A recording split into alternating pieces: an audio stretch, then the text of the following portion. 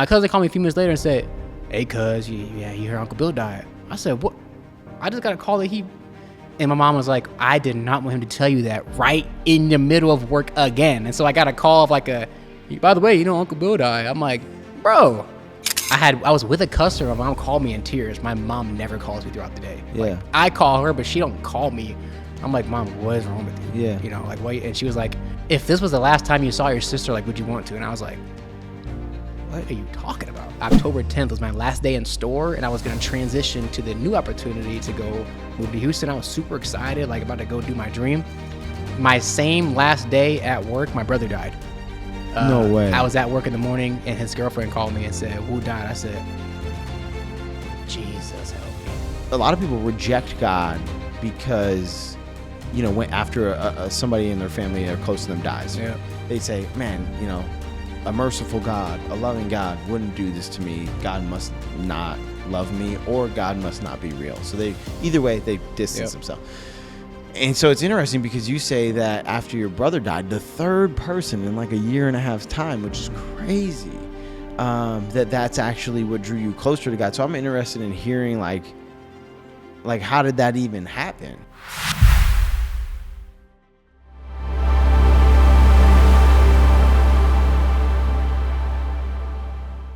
What's going on, guys? My name is Mark Anthony Joe. Welcome back to the Good Omen podcast. I'm super excited and super grateful that you're here. It is my hope, it is my prayer that you hear something through this episode with our guest Jonathan. It's my hope, it is my prayer that you hear something that moves you, that inspires you, that motivates you, that gives you a little bit of hope. And Jack always tells me, man, the sign of a good podcast is you make them laugh, you make them cry, and you make them think. So I pray that that you ride that roller coaster of experiences through this episode, and if you love it or if you don't, doesn't matter. Leave us a review. Leave us a review on whatever platform you're listening on, unless it's YouTube. If it's on YouTube, then just make sure you're subscribed to the channel. Jack and I put on this show. This show 100%. He invests into it, I invest into it, and it's because we believe in what the show exists for. And then last of our and all we ask in return is just help us out with something that's literally free. It takes 2 seconds. You can leave a review in 5 seconds or less.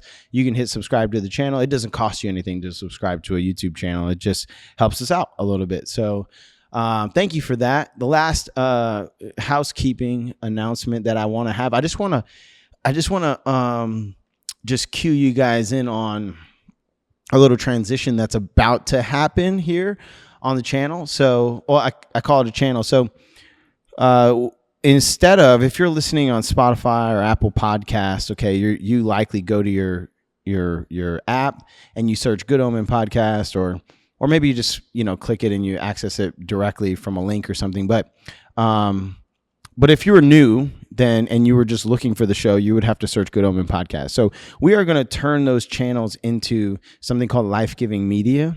And Life-Giving Media, under on the same channel, we're going to start publishing different shows.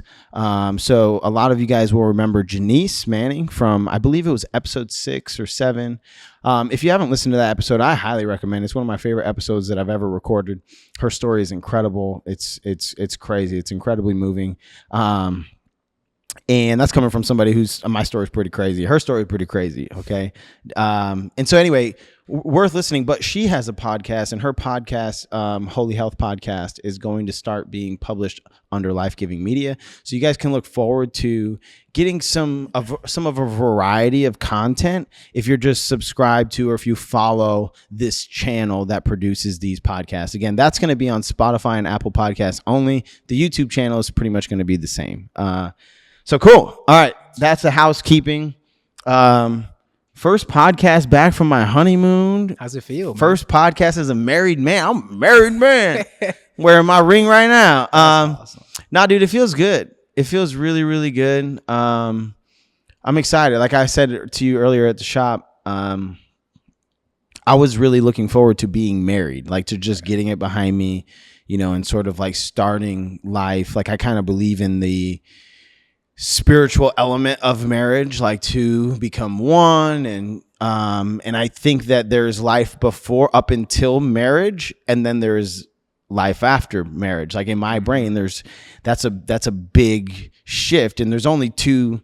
Life can be divided into two parts in that way: life before marriage and life after marriage. And so I'm super excited to now be in that life after marriage. I'm a romantic in that sense. The honeymoon went good. Today was my first day back at the coffee shop. Did you miss it? Like, oh, dude. Yeah, multiple people today were like, "Really? You came to the coffee shop already?" And I'm like, "Dog, it's your home." Yeah, it's my baby. What are you talking about? We missed you. We definitely missed you. Got a 1-star review today. It's crazy, man. Today's 1-star review might be the most bull crap 1-star review I've gotten since we opened. And I've got a lot of 1-star reviews. None of them have to do with our coffee, coincidentally. But so this lady comes in, and I got to tell you guys a story because it's ridiculous. But this lady comes in, and I think it's pretty commonplace for coffee shops, and especially places that have a limited seating, kind of like this, to do like, hey, this is for customers only, or bathroom is for customers only, or Wi-Fi is for customers only, right? Pretty commonplace, especially within the coffee shop industry. So we have a policy like that, like, hey, it's places for customers only. And it helps us manage a little bit of like the homeless population and keeping them out. And it also helps us keep seats available for people that want to come and work here. And so anyway, even though we have that policy, I don't always enforce it. Okay. I have this, I don't think it's unique to me. I think every brick and mortar business operator probably has the same thing, but there is nothing in here that I miss. Like when you walk in here, I know how many minutes you've been sitting in here before you ordered a drink. I know, right. Dude, I know if you're on our Wi-Fi, if you're on your own hotspot. I know, I watch everything in here, even when it seems like I'm not. And so this woman, sometimes I'll see people come in, and I know I can kind of guess, unfortunately, sometimes, like, hey, this person's not going to buy anything. It's fine. And I'll let them hang out, use the Wi-Fi, use the bathroom, and then get up out of here. And normally I won't even say anything. I never say anything the first time. I'll give everybody one pass. Usually on the second time I think about saying something. This woman came in today, and I know I've seen her twice already. This was her third time in here today. And she just comes in, sits down, and the last time she came in, it's not like she just came in, used the bathroom, and left. She came in at like 9 a.m. and stayed until we closed. Okay? She brought her own food. She brought her own drink. That's tough. It's disrespectful. That's tough. And hey, listen, I gave her a pass. I let her stay all day. Like around like noon, I knew by the time she pulled out her lunch, I knew that she wasn't going to buy nothing. So I'm like, I let her stay all day, and I let her leave. I didn't want to chase her down and make her feel attacked as she walked out or anything like that. So I let her go. Today she walked in, though. It was my first time seeing her since that time. And I went up to her quietly, and I was like, hey, I'm really grateful that you're here. I really appreciate you coming. I remember you from last time, and I know you didn't grab anything, from us. But we do have a customers only policy. And so, all I ask is if you come in, you just support the shop in some way. So she was like, I could tell, noticeably, like just ruffled. And then she comes up, buys a water, and then 5 minutes later, she walks out, leaves this long 1-star review on Google talking about, I don't know, just all kinds of crazy stuff. And then calls me out. She's like, a quick review of their social media, tells me that, the owner is this and that and this and that. And it's like, girl, you wasn't saying any. And then she says, I'll take my business elsewhere. But she already brought someone else's business into your business. But what business? She didn't buy anything. You didn't buy anything. Yo, that's the craziest thing I ever seen. And but I was just sitting there thinking, like, man, the level of entitlement, like, so I responded very nicely. I didn't say anything, but I was just like thinking to myself of like how unaware the average person is of like how hard it is to keep a brick and mortar retail operation open. Like it's so like you guys don't understand. Like whether you buy a coffee or not, I got to pay rent next month. The Wi-Fi that you're using, that cost, dude. One of the most powerful experience. I used to work for Andy Frisella. So his business partner Chris, one day I was walking through the new First Form HQ with him. And this was one of the most powerful things. I will never forget this moment. We're walking through the new HQ, which is like crazy, 184,000 square foot, state-of-the-art gym. Like just everything is immaculate in this place. And he was like, Mark, look around. And I was like, all right. And he's like, everything in here costs something. Yeah. Everything. It was it just never occurred to me. Like he's like every doorknob, every wheel on the chair, every pencil, everything in here costs something. Yeah. And him and Andy have zero debt. Their business is a cash business. They've never borrowed a penny to grow their business. So he's like, look around, everything. And I was just thinking, oh my gosh, like that. It was just the craziest thing. But like, I felt that today. Yeah. Like this woman is so. Anyway, I had to share that with you guys because it's been on me, and I'm gonna let it go now. Now that I put it, Moni, you don't have to come back. All right, Moni, you don't have to come back. But dude, so you're relatively new to our community here. Yeah. Like I've known you for what, a couple weeks? Couple weeks, yeah, probably 2-3 weeks. Couple weeks, yeah. Man. It feels like we already, I love it, man. I was gonna ask you. So you've had a different experience than Moni did. You know what I mean? Yeah. But I came in, I bought a coffee. Yeah. So it might be a different. You're cool, yeah. But no, I mean, it's just been a huge blessing. I mean, it's been a great experience from the moment I came in the door. Yeah. I mean, it's just been like, I guess the word I would use is probably refreshing. Yeah. Like it's been refreshing to go somewhere where you feel like it's a safe place. I get the most work I've ever gotten done is always in here. Like, amen. I literally feel like I even told you when they were closed for that day, I felt like my office was closed because I couldn't get work done. I needed to be here. And so I feel productive. It's refreshing. It's a safe environment. And it's just like, it's a blessing. I've had a great experience. It's funny because I feel like there's like Jack's going to wholeheartedly agree with this. I feel like there's like what is that? A bell curve? Is this a bell curve, Jack?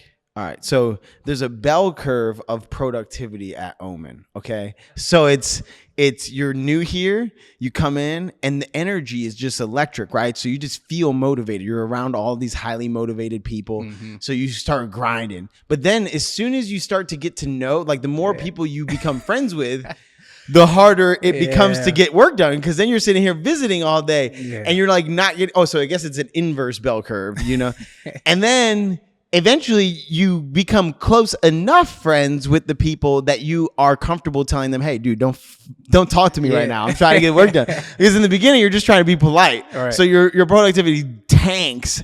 And then you come back up and you figure it out. Like Jack, he comes and he's got his like little strategy now. He goes to the second floor.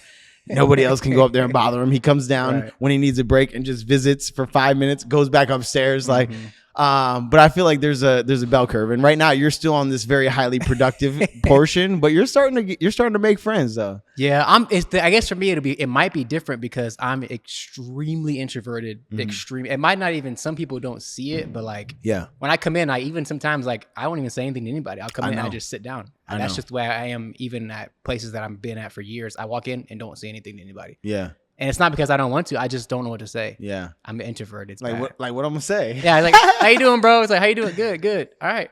Okay. I guess I'm like, just talk to me when you got something to talk about. Like, I don't know. I love that. That sounds rude, but I don't know. I get it.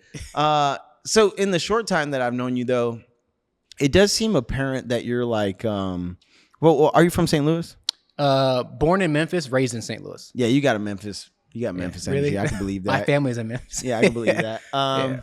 So you're born in Memphis, raised in St. Louis. So yeah, ever since, even in a short amount of time I've known you, there's two things that I guess I would say. One is it has stood out to me how casually you talk about God and Christ and I say it like that because it's not like you talk about all the time. Mm-hmm. It's not like you bring it up often, but I feel like people who are like sort of lukewarm in their faith, get a little squirmish when, Jesus or Christ or Lord or God comes up. Just because there's like this, I think there's a natural tendency to want to be polite and you understand that not everybody around me is a believer, so I want to take it for granted that everybody is. And so I think, but you're past that. You're like casual, like whatever. I'm talking about it like he's sitting right here.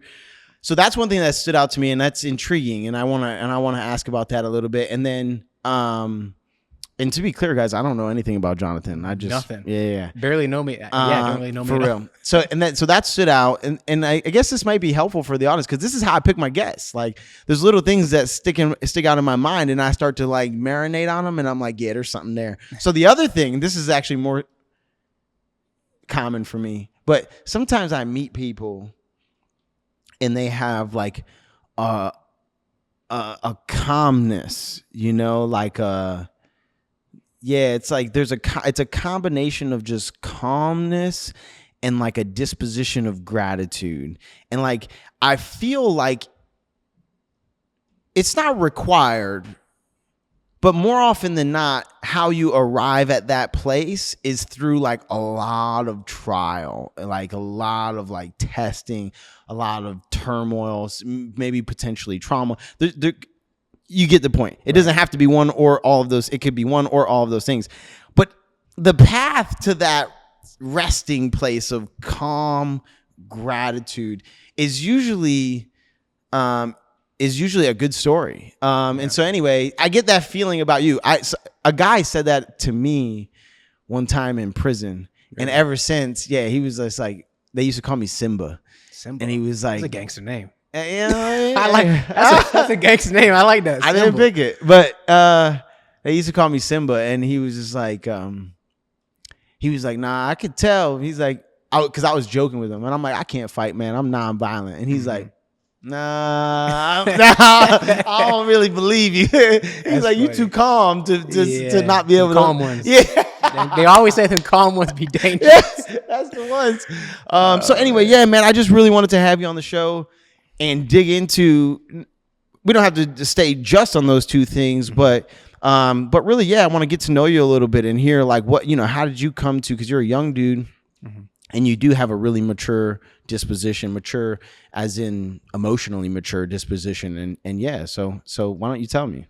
Like where do I start? Like, where do you start? Did you grow up Christian, and have you always been, as enthusiastic as a believer as you are right now? Yeah, so definitely grew up Christian since I was a child. My mom is Really? my parents are worship leaders. Oh, amen.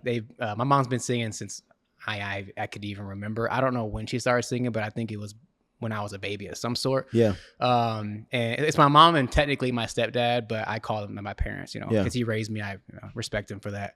I love him to death. And so, I've always been in church, but obviously I was a kid. I didn't, I wasn't really locked in, doing my own thing. Didn't really, I went through that phase, and, I didn't follow God actually until just last December. Actually. Really? I think similar to what you said. You're like 7 months, right? Or something. Yeah, like that. December. Yeah, mine was December. I went Christmas Eve. That was my first service. It happened to be on a Sunday this past year. Yeah, man. It's similar. Like I wasn't at the end of November.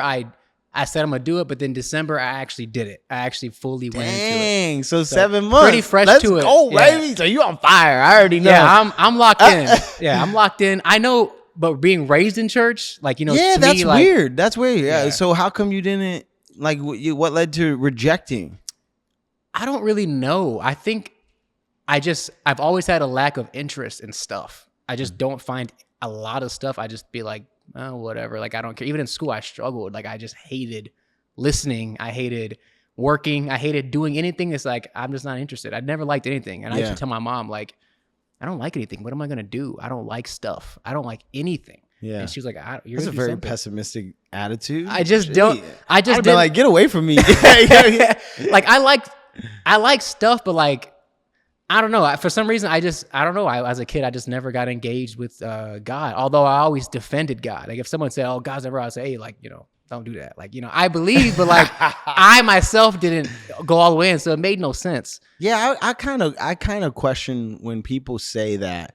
When people say, "I believe," but for me, I have a hard time with that sentence because it's like the way that I believe so faithfully that it changes the way I show up. Right. You know what I mean? So like, I just can't wrap my mind around how somebody can believe but show up as if God's not real. I would say that I probably should have changed my wording. I think that I believe because I was raised in it. And so I figured my mom believed, so something has to be real about this, but I never actually gave myself to actually think about it and actually look at it. I did not like reading. I didn't like doing anything. Yeah. And so I think I just naturally defended it because it was like what I always knew. And my mom, it's just like, my mom, she's in it, so it has to be like, But I didn't indulge in it until I got an adult. One of the, I used to teach this course in prison, and I used to, one of the weeks was focused on teaching the guys about core values, like values in general, and just bringing their awareness to like the contradiction between their words and their actions, right? So like if something's really important to you, if you really value something, then like I should just be able to watch you for a week and I'd be able to tell, like I could tell you your core values. But the way I used to open this course was be like, before I came to prison, if you would have asked me, what's more important to you, Mark, money or freedom? I would have told you freedom. But every single day I risked my freedom to make money. Or what's more important to you, Mark, your friends or your family? I would have told you my family, of course, but every single day I neglected my family to be with my friends. So I would like kind of open like this and draw I would use a bunch of examples that I knew that they would relate to. But I think it ties into what you're saying right now, which is like we are taught things, or we're programmed to like just regurgitate certain answers. Like if you ask anybody, what's your values? Family, freedom, success, everybody's going to say the same exact things, but do your actions actually reflect that value? You would defend God because you were taught that God is real, but you never actually sat and said, what do I actually value? Or in this case, do I actually believe in God? What is that? So for me, though, it was like hitting rock bottom that made me start to ask myself those questions. Nobody taught me that. That just occurred to me one day. Like I said that my family was important, but they're not. I didn't act like they were. So it was at rock bottom that it occurred to me that there was a contradiction between my words and the way I was living. I wonder, was there any like moment for you that you were like, man, like I need to talk to God? Yeah, I mean, it ties into like my whole like story, but I mean, so don't skip any part. Whole thing. Yeah, don't skip any part. So it's long, bro. I do have to tell you though, and I this is not the first time I've had to tell a guest this, but because of the way that I pick guests, a lot of times they're people that I've never done podcasts before, because they're just people that are part of our coffee shop community, which is amazing. Yeah, best podcast on earth. But yes, it is. So podcasts, the coolest thing about podcasts is that it's long form content. I know what you do for a living. You edit videos, and by the way, we'll get to that at the end. But you're used to short form content, Instagram, TikTok, all those things. So the cool thing about podcasts is it's long form. You don't have to skip any details, and in fact, the story's better when you go into detail. So yeah. Yeah, man. I mean, I think before I even say the story, I would say that mine was similar to yours. I think I got to a point where I was like, there's no way that Jesus is not real, because so much happened to me that I like was like, there's like, it feels like I would be almost an idiotic to think that there was no God or Jesus wasn't real. I never believed that there was no God, but like for me I was like, I have to follow him because like I shouldn't be here. Like there's too much stuff that happened. Yeah. But that's crazy. I feel that. I feel that in my core. Like I think, it was either Jack and I or James and I, but like when we first started to like talk about religion, spirituality, and I was fresh in Christianity, but to be clear, even before I went back to church, like I would argue with you about God is real. Like I believe that God is real for a long time. But yeah, that would always be what I would say is like, dog, like I've seen it too many times. Like there's no, I'm sorry. There's things that, and then James would always rebuttal, and he would be like, well, that's what people have been doing all throughout history. Anything that they can't explain, they just say it's God. Right. But then we discover, he's like, back in the day, they used to say thunder was Zeus, getting mad. But now we know that thunder's just thunder. Right. And I'm like, dog, I'm not. What happened in my life is not thunder. Okay. Right. This can't be explained. For sure. I totally agree. But dude, I want to hear it. Yeah. So how'd you end up in St. Louis? You grew up in Memphis? So I was born in Memphis, and then I think I was maybe I was a toddler, a kid. My mom moved to St. Louis. Yeah. My dad she had to go. He wasn't gonna stay around, and so she took me and my sister to St. Louis. My uncle took care of us, let us move in with him. Shout out to him. And I was raised in St. Louis. So all I know really is St. Louis. Got it. For the most my child life. Yeah. And I mean, I guess that kind of ties into starting the story, I guess. But I basically never liked school. Yeah. And I not even that I didn't like it, I hated it. And I don't know why. I always said, Mom, I would literally go home. I never studied for tests, never did homework, never ever I just said if I flunk, whatever. I don't care. Yeah. So I went into my senior year with a 1.3 GPA, and I went to summer school and everything, but it didn't matter because I just didn't care. And my principal was like, Mr. Dietrich, he's still friends with me on Facebook. He was like, he's like, you're not going to graduate, bro. And I was like, is there any way? He was like, it's impossible. You're so far behind. You couldn't do anything. And I was like, okay, I'm not coming here again. I'm not coming here next year. That's not going to happen. I got to figure something out. And this ties into my personality of I just take risks. Yeah. Good or bad. I just I'm just going to try. I don't know. And so when I was 17 or maybe just barely turning 18, my uncle was going to visit my family in Memphis. And so I decided, okay, I'm going to go with him to Memphis. My mom said, okay, cool. You can go with him. No big deal. I rode with him, but in my mind, I was not going to go back home. I was going to stay in Memphis. Oh, wow. And so I got a free ride with my uncle. He didn't know. Mm-hmm. And I told my mom, yeah, Mom, I'm not coming back home. And she was like, what do you mean you're not coming back home? I was like, I didn't bring anything. I left all my clothes and shoes, everything. I had one bag to go visit, but I left all my valuables. Everything was at home, my hats and all types of stuff. I didn't bring anything. And so she was obviously in tears, she was in shambles for weeks. Really? Because you really didn't come back? I didn't come back. And it was during I was halfway through my senior year. So it was Christmas time. Yeah. So I wasn't there for Christmas. And so she was upset. And, she's outside. And so I went out there, and the reason why not the reason why, but I had to figure out how to get into school because I was a kid. So how am I going to get enrolled in school? My mom's not here. I'm living with my aunt. But the school system in Memphis is behind St. Louis. Oh, yeah, it is. And so out there, you're a genius compared to them. And so I went in there and I just rocked out, dude. I was like, you know what? I'm going to graduate. I got no friends out here. I'm just going to come in here and lock in and do everything. You just went to school? I got enrolled in school. My aunt helped me figure it out, and I got enrolled in high school. Wow. And started going to high school in Memphis, brand new. And I went to the same school my whole life, but then halfway through my senior year, I left to a new school. And so I graduated with all new people. That's crazy. A crazy risk, but I went out there with a 1.3, graduated a 3.0, and graduated high school that same year. That's crazy. I took the risk of it's going to work. And then I came back to St. Louis after I graduated. I came back. Just half a year. I went out there I from January till, May, whenever you graduate, I made up all my credits. I was in all the advanced classes because they thought I was a genius. I'm like, dude, I'm an idiot in St. Louis. Like, y'all are just not doing division. I'm like, oh my gosh, I learned that in 5th grade. Y'all just, bro, they were learning stuff that I learned years ago. I'm like, bro, this is like a cakewalk. Yeah. So I was in trig, advanced English, everything advanced. Yeah. I got all A's, dude. Aced everything and got all my credits. I wonder if it was if motivation had anything to do with it. I don't know why. I just was like, I'm just gonna do it. I'm just gonna go out there, and it worked. I'm gonna figure it out. It worked, and so I did that. Yeah. And again, still didn't know what I wanted to do in life, but I was just I was actually selling. I used to sell newspapers on the phone. And it was basically telemarketing, and I had to call people and collect card information and close the deal on the phone with a newspaper.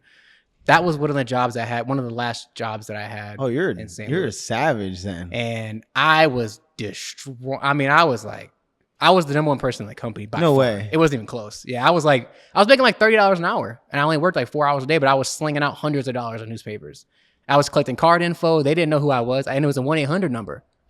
I could be a scammer. That's crazy. And that was one of my first. That's before scams were crazy. Yeah, though. that's true. Yeah. That was back in. Imagine that. You used to be able to call somebody cold nowadays, call, no. and they'll give you their credit card information over the phone. It worked. That's insane. That place is still open. I don't know what they do now. But Really? The Pizza Group. That's where I worked. Danny Draghi was my manager. That's crazy. He knows I was a killer when I was there. But I was like, my dream was like, I was a big Kobe fan and a Laker fan. And my dream was always to be in LA because I was like, oh man, like LA, that's Kobe. Like that's the dream. That's the lights. As a kid, that's all I thought of. LA, it's kind of known as like, the city. Like that's where, And so I ended up, again, I decided to go to San Diego instead of LA randomly. I had visited there twice, but I ended up going back to live. Went out there with no plan for a job. I didn't have a card. I think I had like $1,400. Yeah. And I went out there and I was staying on someone's hardwood floor, sleeping on their floor in a studio. Somebody that I knew. He was on the couch. I was on the floor. We're in a little studio apartment. He's a grown man, shout out to Cullen. Love him, man. Love that guy. And I'm figuring it out. I'm like, I don't know where I'm going to work. I don't have any money. I don't know what I'm going to do, but I need to make something because when I'm in St. Louis, I'm not productive. Yeah. Like I wasn't doing anything. I think because I was living with my mom, I felt secure. Like I don't have to do it. She's going to give me food and I got a house. Like, so when I move away, I got to figure it out because if I don't work, I ain't going to be able to eat. Yeah. And so that was the reason why I did it, was to find a career path. It gets crazy. I went out to California. I got hired at Chipotle. Random, never had a job somewhere like that, but I needed money. So I'm working there for maybe like 3 weeks and I accidentally cut my finger on accident. I don't know how to cut food and stuff like that. I don't even cook now. Even when I'm 28, I still don't cook. Yeah. I cut my finger. I bleed a little bit. They sent me to the hospital. Like, oh, you're good. Go to the hospital, get fixed up. I come back, they fire me. And she was like, yeah, I got to let you go. I was like, for what? She's like, oh, you cut your finger. I was like, but it was an accident. And she was like, yeah, but that it could be contaminating the food. I said, but it didn't. I didn't just keep cutting I didn't drip the blood in the burritos. Yeah. I left. And she's like, yeah, it's just not going to work. I was like, okay. You know what I mean? Like, don't worry about it. So I went back home, got let go. And I looked for a job for a little while. And I was like, yeah, I can't find nothing. Yeah, that ain't working. So I went to the mall, to the Sprint store. Sprint doesn't even around anymore. But I went to the Sprint store to get my phone bill extended because I didn't have any money. And I was like, man, I'm poor. The district manager was the one that was actually helping me. He happened to be in there and I was talking to him. He's like, what's up with you? What's your story? I'm curious. As he was helping me. And I told him and he was like, you want a job? And I was like, sure, I'll take a job. Henry, right now. So I remember, we're still friends. And I was like, sure, I don't know how to do this. He's like, don't worry, I'll show you how to do everything. And put me through that same day. He did all my paperwork and passed me through the test and put me through the same day and started me with no past of knowing how I could sell cell phones. I know how to do that. I did that for a couple months and destroyed it. And in 3 months, I became a store manager at Sprint. Oh, yeah. My man can sell. I did that. Okay, you can't sell nothing. I was a store manager. I did that for a while, man. The store that I was at was the worst store in the company. And he gave me the same store he promoted me at the same store that I was at and became the #1 store in the company. Really? I restaffed the whole store. I actually got rid of everybody, did it myself. And I would sell myself. And I would just hire people in. Because I was like, I can do it. So if y'all gonna be lazy, I'll do it myself. And so that's what I did. I cleared out the whole store when I went there and restarted. Oh, that's crazy. And that's what's required though. But I was like, I'm not gonna fail, bro. I gotta make money. Mm-hmm. And back then, the store I was at, they don't exist anymore. But it was actually a kiosk in the mall, and I had to stop people walking by. So I greeted all day for 6, 7, 8, 9, 10, 12 hours a day. And if you didn't greet, you got 0 sales because no one trusted a kiosk. And so, man, it's no wonder that you're introverted, man. That'll sap you. It took a lot out of me. That'll sap you so bad. I think that's why I'm so burnt out today because I did that for a long time. Then I got promoted and got I was managing multiple stores. I just kept flowing in the company and like making great money and like I found my thing.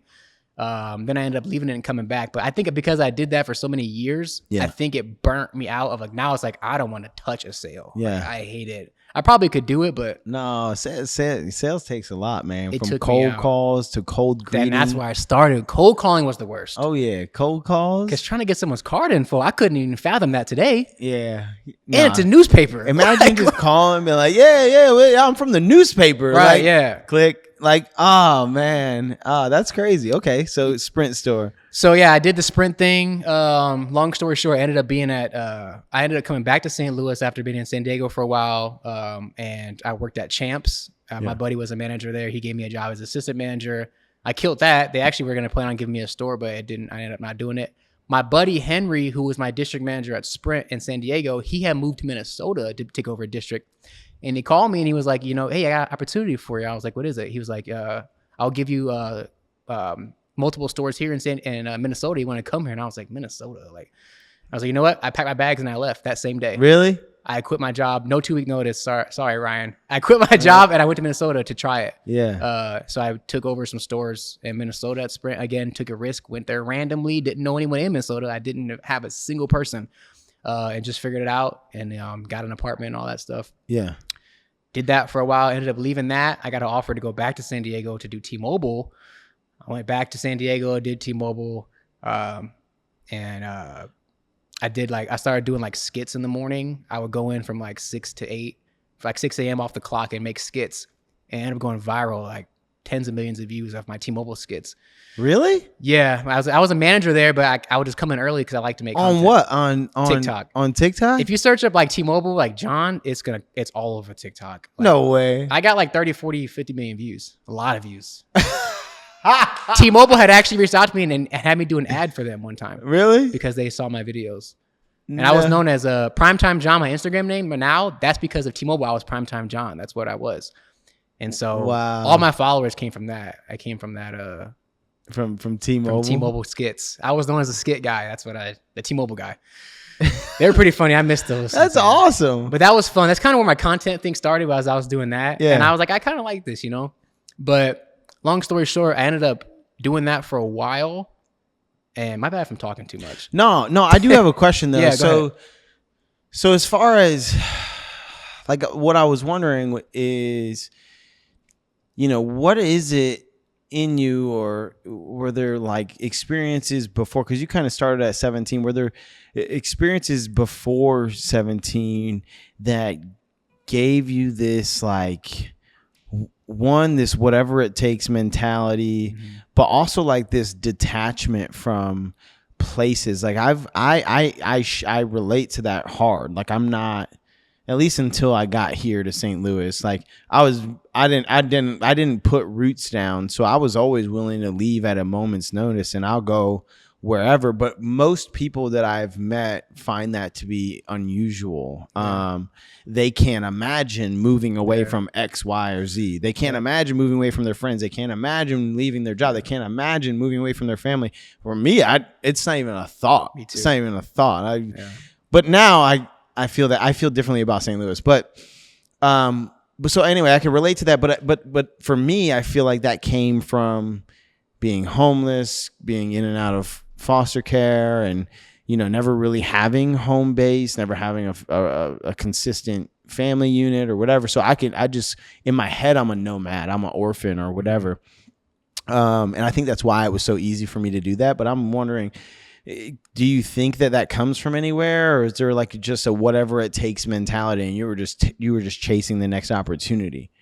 Yeah, I know I always felt like, I would see people that were older that were working, and they always looked tired and burnt out, and they were always doing something for somebody else, and it was nothing ever for themselves. And I was like, I'm not gonna do that. Yeah. I gotta do that for the next 50 years, bro. I gotta figure out some type of something. Yeah, different way. You know what I mean? And so me and my sister used to always talk about, like, she wanted to be famous. She wanted to work for herself and do her own thing, and she was like, oh, I'm going to be successful, Bubby, like blah, blah, blah, blah. You're going to be successful. Like, we're going to be the ones that change it. It's part of the story. But yeah, I think just the fact that I wanted to be successful, and I was tired of seeing poverty in the family, and everyone just gets a job at FedEx, just gets a job at, the grocery store. And it's like, why do we all have to just do that? Yeah. We can't like become like district managers, like owners, like CEO, or can someone do something? Yeah. And I guess I kept always hearing like, yeah, you're an adult now, get a job, work that job for 50 years. I would hear that, like, go get a job. You're going to be there for the next blah, blah, blah. And I was like, that sounds terrible. Yeah, I'm not doing none of that. I don't know what I'm going to do, but God's going to have to figure something out with me, because I hated school, let alone a job. Yeah. You know what I mean? So I think because I struggled in school, I kind of knew like a job I was going to struggle unless I really liked it. Yeah. And so I think it's just, wanting to be the change in the family. So you would say that you grew up like, did you grow up poor? We were broke. Oh, really? Yeah, I mean, obviously there's people that have it worse, but yeah, I mean, the typical like thrift stores, strict on food and stuff like that. Yeah, Yeah. we didn't have money. Got it. Yeah. Got it. Yeah. All right. So okay. So you became the T-Mobile guy on TikTok. If you go on my Instagram, people comment still, isn't this the T-Mobile guy? Oh, look at the T-Mobile guy. Really? They still do it, and it's been years since I've been there. That is hilarious. It's a whole thing, man. What would inspire you to start making T-Mobile skits? I think because every day I just saw such insane theories from customers of how they would be requesting certain stuff, and I'm like, how do you even fathom that I'm gonna be able to do that for you? That's not even part of what I do. Yeah. And so I was like, I gotta make this is like a joke. I gotta turn this into something. And so I Kind started of like that lady who gave me a 1-star review. Like, yeah. like what It's do you mean? comical. You didn't just pay all these bills and buy all this furniture so that Right. I could come and sit here? Like, Right. nah, I Right. didn't. Yeah, man, it was like, Wow. it was such craziness that I turned it into skits to try to get through my day. Yeah. And it blew up crazy, man. That's fire. Okay, so you became the T-Mobile man, and what else? Okay. So I ended up popping off at T-Mobile, and they actually ended up offering me so if I backtrack a little bit, back in 2018, my sister passed away in December of 2018. No way. Yeah, she had a seizure. Older or younger? Older. She was she's 7 years older than me. Right now I'm 28, so she'd be 35, but she was 30 at the 30 at the time, I think. Mm-hmm. She had a seizure. She had multiple seizures back to back to back to back, and it just killed her on, like, it was just too much for her body, I guess. Did she have like epilepsy or something? And that's the other crazy part. She didn't have like a long history of seizures. I know she had some things that had happened, and she had like a couple of seizures before that at some point. But it wasn't like, crazy, but she had a seizure recently, before it happened. Yeah. But the doctor had offered her, told her to take some medicine, and this is back then. I was making really great money, and I could have took care of somebody how much money I was making. Well, to me, it was a lot of money because you grow up with no money, But she apparently she didn't. I found out after she passed, she didn't take the medicine because she couldn't afford it, the seizure medicine, to not have seizures. So because she didn't take it, it ended up taking her life. Wow. And that's really hard for me to hear, especially back then when I was making, great money, well over 6 figures, to think that you just needed a couple $100 for medicine. I was buying shoes and traveling, and so she never asked. She never told me. I didn't know. And so that really broke my heart, and I kind of spiraled. That's kind of where the story kicks out. I spiraled after that, like partying and drinking, like deep into drinking, and I lost all belief in God, essentially. Got it. I was just like, my mom is a worship leader her whole life. She's never drank, never smoked. She lived a really good life. Like, she's never done anything out of control. She doesn't even get like tickets, like nothing. Like, she's just lives the best life she possibly could have lived. Amen. Yeah. You know what I mean? And that's not because she's like a perfect human. I just salute her for even getting through life. Not that she had a perfect life, but she's a good citizen, I guess you would say, Yeah. And I was like, God, how? Like, you took her daughter. Like, no parent should bury their kid. Like, that doesn't make sense, especially when the parent is a good and faithful servant, as they say. Yeah. And so that really took a toll on my mental, and it really caused me to spiral like bad, bro. You started drinking?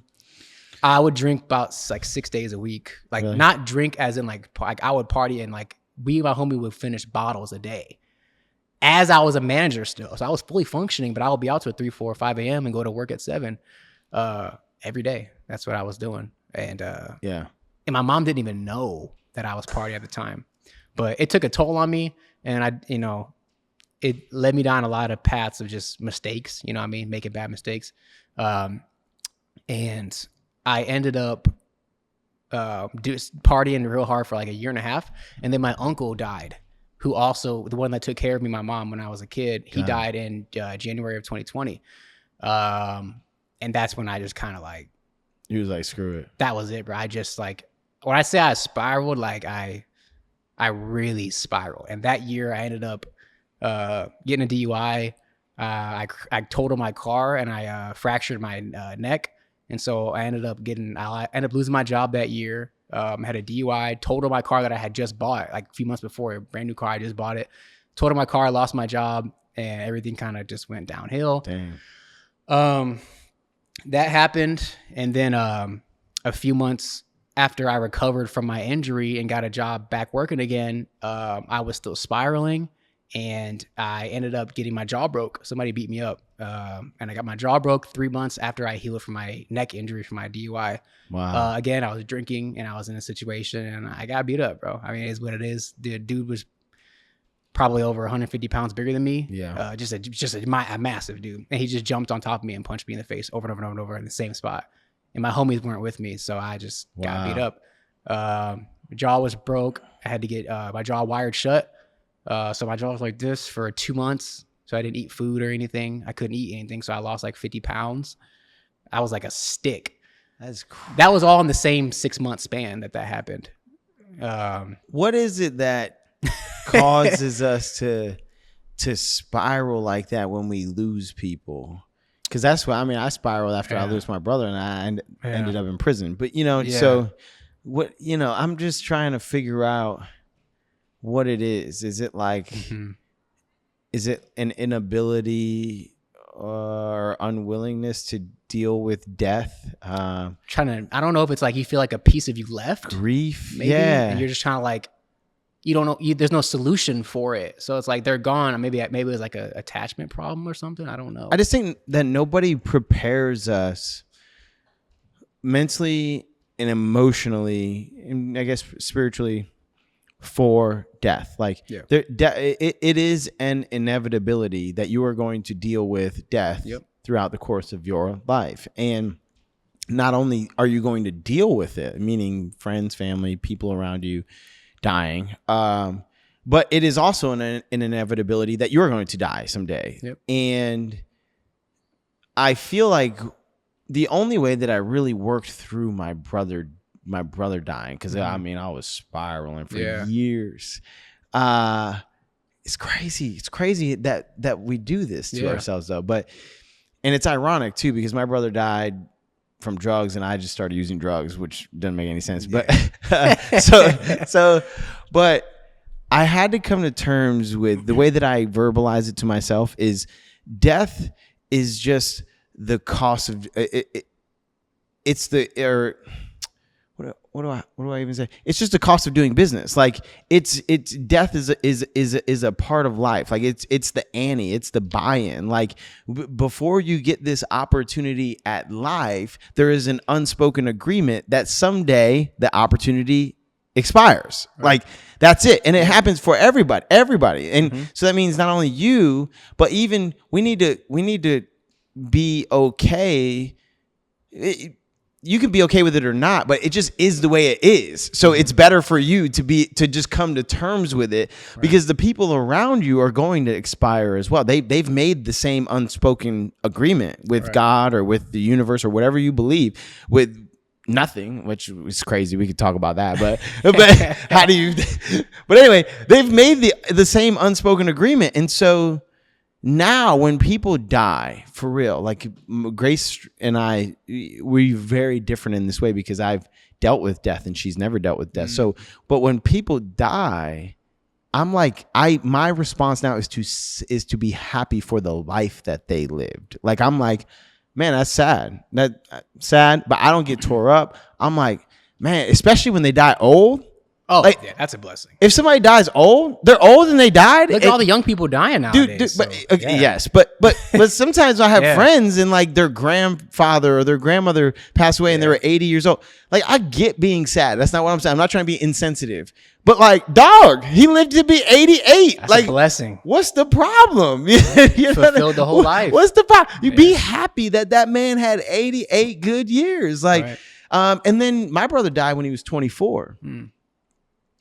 It's still tragic. It's still like it's not still. It is it's tragic when somebody dies young like that. Yeah. But I think about like the most I can hope for is like, but the question I ask after people pass now is like, but while they were here, did they live? Like, did they live? My brother, he really lived. He went crazy. He was crazy. He did all kinds of fun stuff. Every opportunity he had, he took it. He traveled. He literally, I tell everybody this is because it perfectly characterizes him. He literally signed up for a rodeo one night and just rode a bull.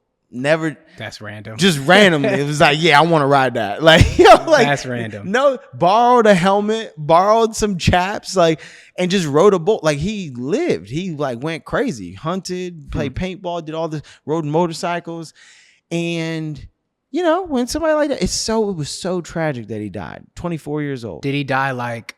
Was it like?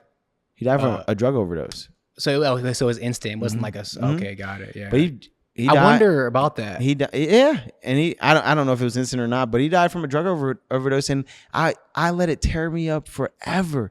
And then what got me thinking like this was my mom died in 2020, yeah, I think 2020. My mom died, could be 21, and my mom was like almost 60, and that's still young, but I started thinking about the saddest part about because I was pretty tore up.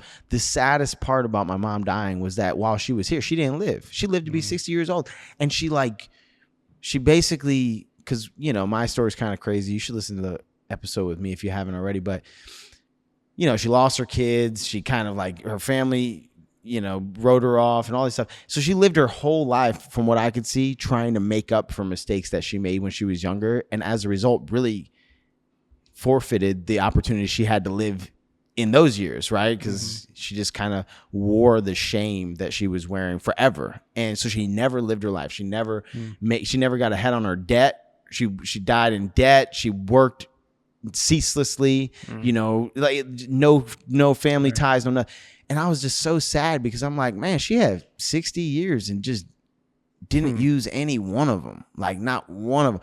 And that's when I realized I'm actually more okay with my brother dying at 24 than I am with my mom. But anyway, my point in going on this tangent is I just think that as a society, we fail, especially young people. Like if you're an older person, you've dealt with death, it's up to us to explain some of this to young people, because, man, nobody prepared me for my brother dying. And I had been through a lot. But there was nothing that could have prepared me for my brother dying. But if somebody would have just told me, like maybe if somebody would have just preemptively had this conversation with me that, like, hey, people die, man. Everything is temporary. Everybody's temporary. It's still probably would have torn me up. But I don't know. I just like to think that I would have handled it differently. Like I wouldn't have gone off the deep end. I would have been like even having this thought of like, well, this dude lived, like he had mad fun. Everybody loved him. Like there was a line literally down the street, a half a mile down the road when he had his wake. Wow. Like just, we're playing Bob Marley and all kinds of like it was, right. People showed up. Like I feel like there was an opportunity for me to have a healthy perspective on that moment. But nah, dude, it was all unhealthy. I was like getting high at the wake, like getting high, man, for real, ready to just write myself off. And hearing you say that too, you're not the first person that I've heard say, man, this person who I loved passed away, and I went off the deep end. Like, and it's like, how many lives have gotten destroyed voluntarily? Like we self-destruct. Yep. And all it is a real, it's just a it's just a conversation. It's just a thought of do I really value what I think I value, or do I actually believe God is real, or do I just say it because my mom taught me? It's just a thought, another thought of like, well, it's kind of unrealistic for me to think that everybody's going to live forever. Right. Some people never had that thought. I never had that thought until my brother died. Yeah, me too. You know what I mean? Yeah. I don't know. I think we could do a better job. Like parents, talk to your kids about death. All right. I wonder if it's like, do you think maybe with parents, like, I mean, my mom specifically, like I never really saw her deal with death. Do you think it's lack of knowledge?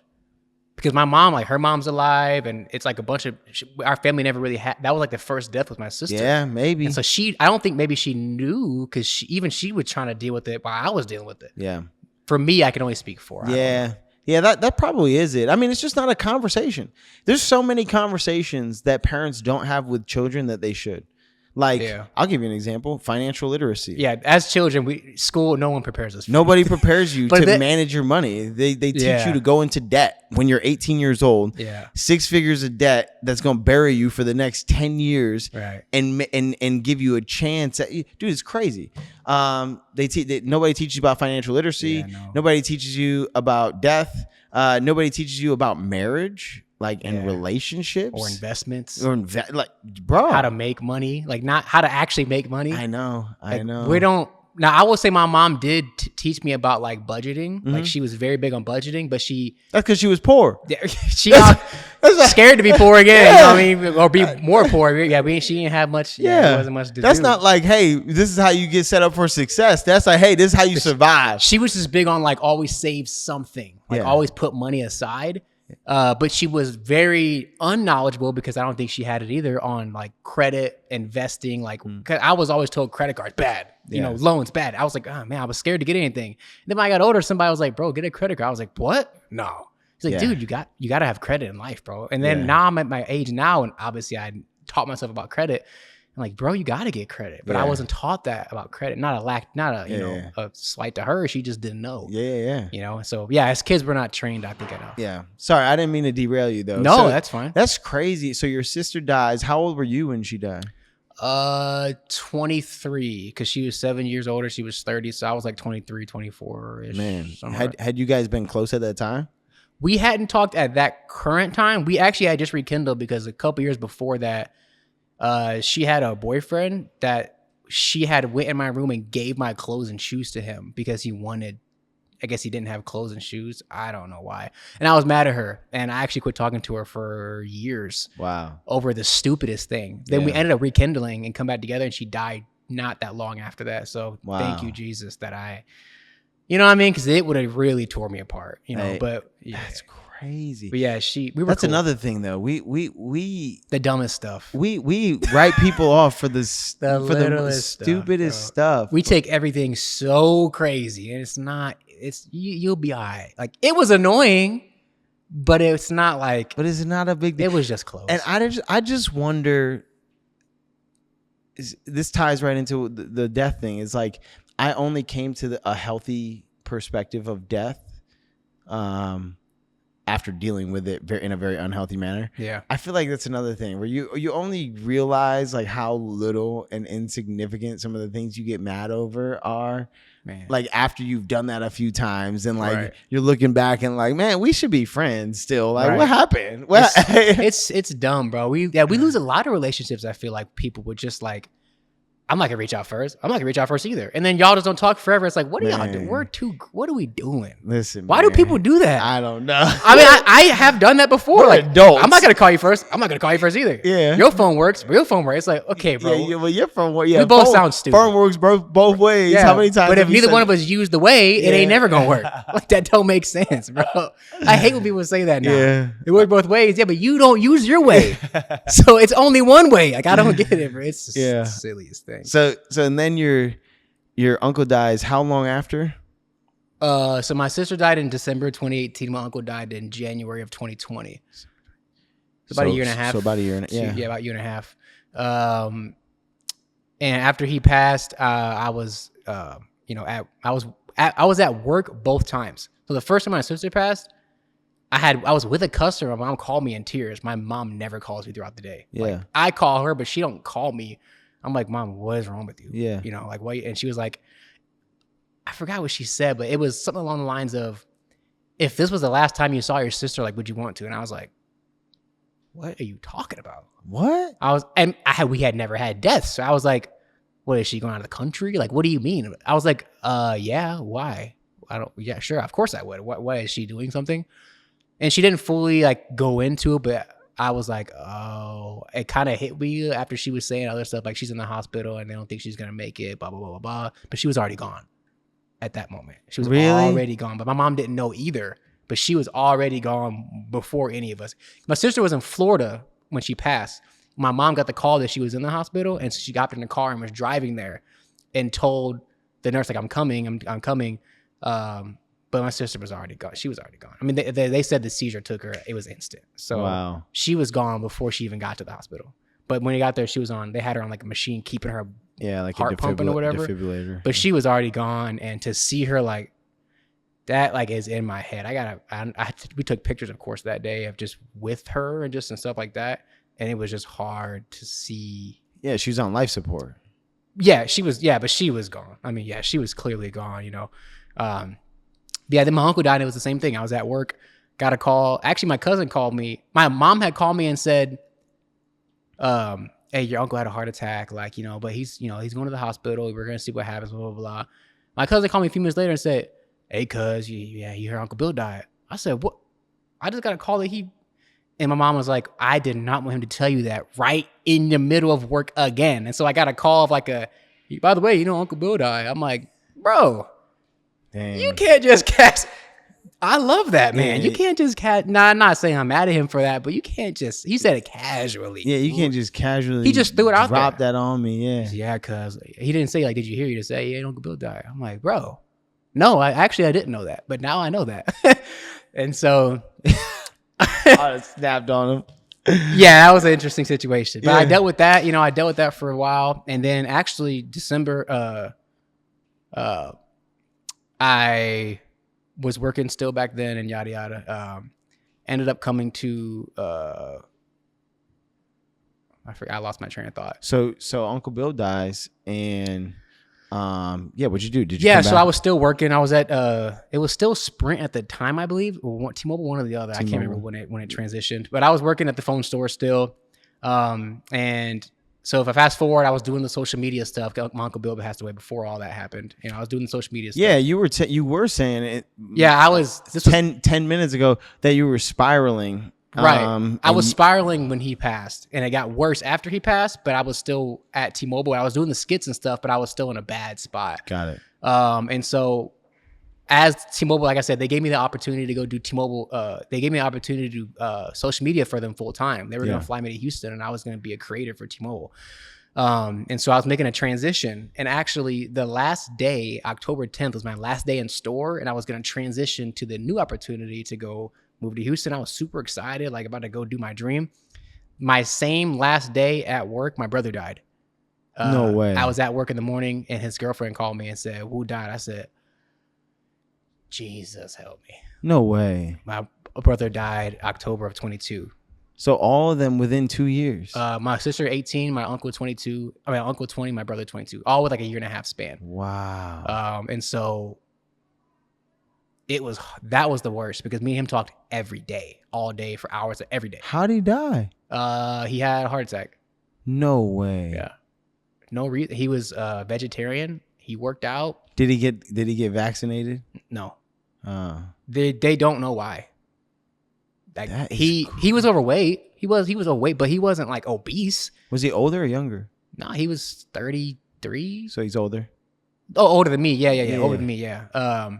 But I say he was probably the healthiest person I know. He may have been overweight, but like he was a vegetarian. He didn't drink like soda. Like he really took care. He tried to eat, and he just had bad metabolism. Yeah. But he tried to take care of himself, and he obviously ate snacks and stuff. But I was like, Woo died? Like how? And she went to his house, and he was on the floor, just dead, just found him. He went to the bathroom and just fell out of the bathroom and died. And obviously that was traumatizing for her, because she went to his house in the morning because he wasn't answering the phone. Who was that? Your mom? No, his girlfriend.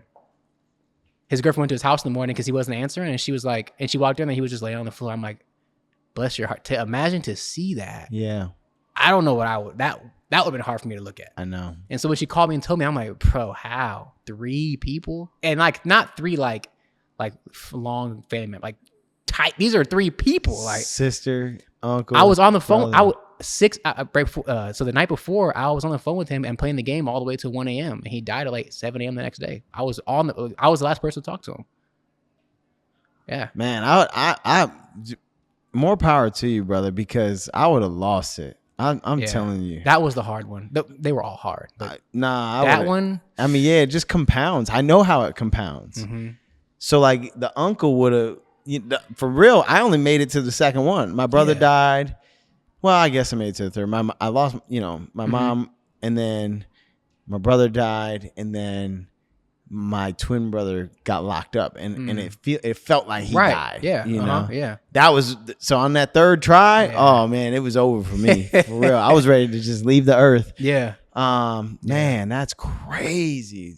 Yes. In like a 2.5 years span. Each one was in about a year and a half. That's- Yeah. And they all died while I was at work. Dang. And all is instant, like sudden. It's like none of them were in the hospital. None of them were sick. My uncle was at work. He just fell over on the ground and died of a heart attack.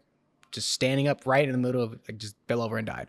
My sister had a seizure, died. My brother goes to the bathroom, dies. I'm like, Mom, what's up, bro? Yeah. Like, what? These people are they're just, it's not like they're sick or brittle and old and like unhealthy. Like, sure, my uncle was very unhealthy. He used to smoke cigarettes and drink alcohol, like, but he was fully functionable. Like, he wasn't like sick or ill. I wonder if you guys have like a heart condition or something in your family. I don't know what that is. My sister, and there's backgrounds to all of them that we could see why that would probably make sense. Like, they all just made bad decisions with certain things. Yeah. But none of them were like, I don't know. Like, it was all shocks. None of them were like, really. My uncle was a little bit not as a shock because he drank and smoked for like 40 years. Yeah. Every day. Yeah. So it's over. So when he died, we were like, okay, it's sad, but your body can only take so much. But it was still a shock that he just fell over and died. Yeah. But my brother was the one for me. I was like, I can't. I don't get it. I don't understand that. Like, he doesn't smoke. He doesn't party. He doesn't eat. He doesn't do anything. I don't understand. Like, so that one was really hard. But that's actually the one that I turned to God. Really?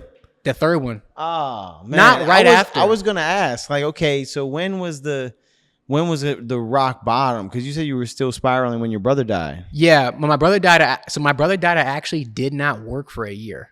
Really? I didn't work for a whole year. I couldn't. He was so, like, me and him had so many. Actually, before he died, when I was going to Houston to do social media, my agreement with them was, I'm not going if y'all can't give my brother opportunity too. I won't go.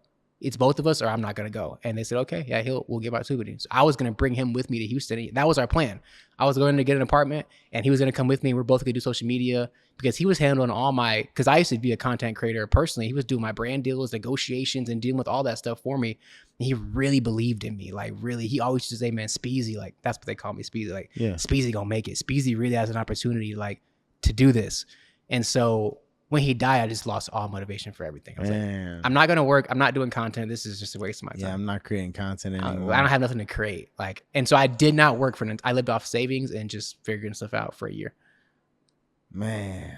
I just started working not even that long ago. So you didn't start working and then, because now we're in like 23. I didn't start working until last year in October. There's a movie. I swear it's Will Smith's least known movie. Most people that I say it to, they've never even heard of it. And I'm like, how is there a movie that Will Smith I'm curious because my favorite actor. How is there a movie that Will Smith is in and you've never heard of it? He's like one of the best actors ever. He is one of the best actors ever. And so it's called Collateral Beauty. I never heard of that. Great. I've never heard of it. And I love Will Smith. And I think it's his best movie. Really? So the whole premise of it, Collateral Beauty, is like, basically, in the movie, him and his wife have a daughter, and the daughter dies. Mm-hmm.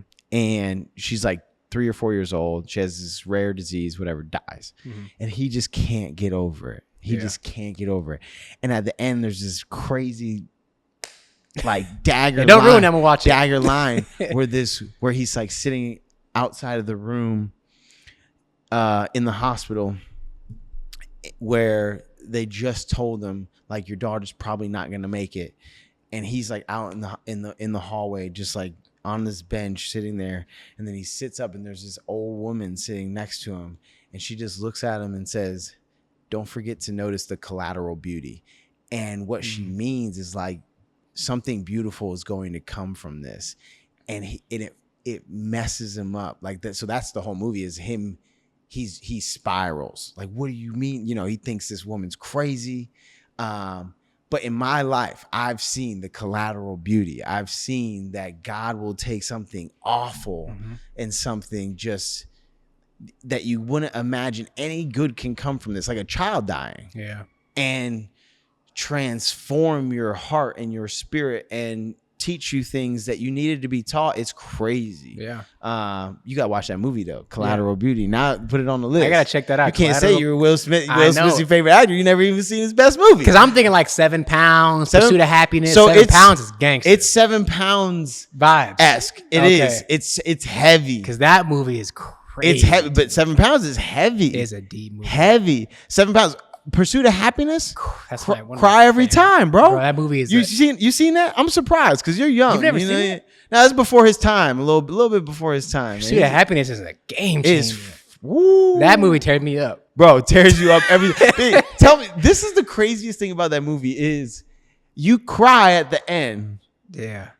And all he did was get a job. All he did, yeah, That's all he did. He didn't even make it. He didn't just get a regular job. He just got a job. He got a job, bro. That might be one of the. That might be one of the best movies ever, bro. It is and to see, it's like to see his grind, everything he was dealing with, sleeping in the subway That's with his son. And he was the way he made his son feel like this was like a movie or whatever. Like bro. That was. And I felt that in my core because I've been poor before. I've been like that poor before. Man, and, that movie is literally one of my favorite movies. Oh man, dude. So I was thinking though, when you typically, this all started because I was telling Jack about how my pastor, he just wrote a book.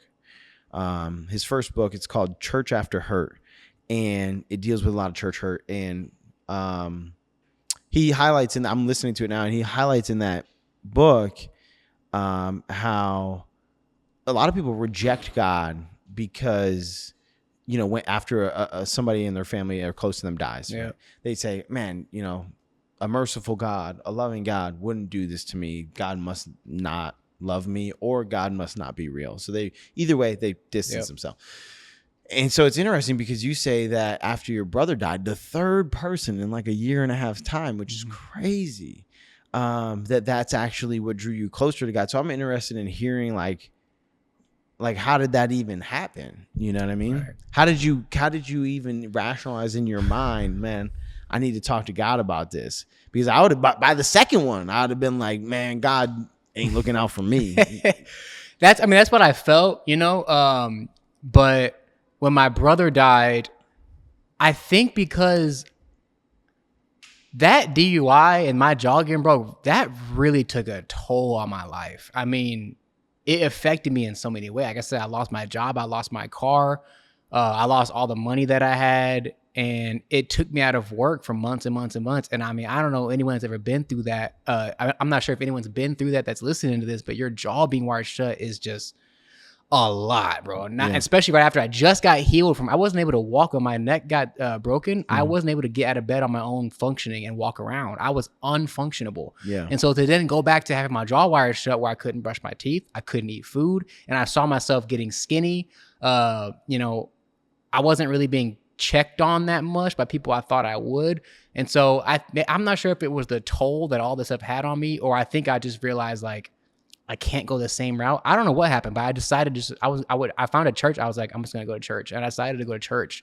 That's amazing. For no reason. I was like, I'm just going to church. Like, I don't know. I'm just going to go to church today. And I was going to church like sporadically, obviously still cussing, still sleeping around, still drink, still not doing everything the right way, but I was going to church. And now I look back, I'm like, I was like sprinkling little things, but I didn't even really notice it. And my mom said she noticed it the whole time, but she was just like, I'm just gonna keep on praying. Word. She said she said that she had been praying that for my entire life, even when I was away. That every day, find him, bring him back. I know you will. I know you will. I know you will. And she said the first time I saw you say you're going to church, I knew that was the start. And I'm like, I didn't know. I'm like, what? I don't know how I'm going to stop cussing and drinking and sleeping around. How am I going to do that? Honestly, dog, when you start going to now you know. It gets you. Bro, now you know. When you bring somebody for the first time and you look over and they're just sobbing, man. I see it. He's got you. Yeah, I mean, I started going to church, bro, and then I started like taking notes. I would take notes a little bit, just a little bit, just trying to, because I sometimes struggle with retaining the information because I just, like I said, I struggle to listen to teachers. It just reminded me of school, but I was like, you know what? I got to find a way to retain this. Let me take notes a little bit.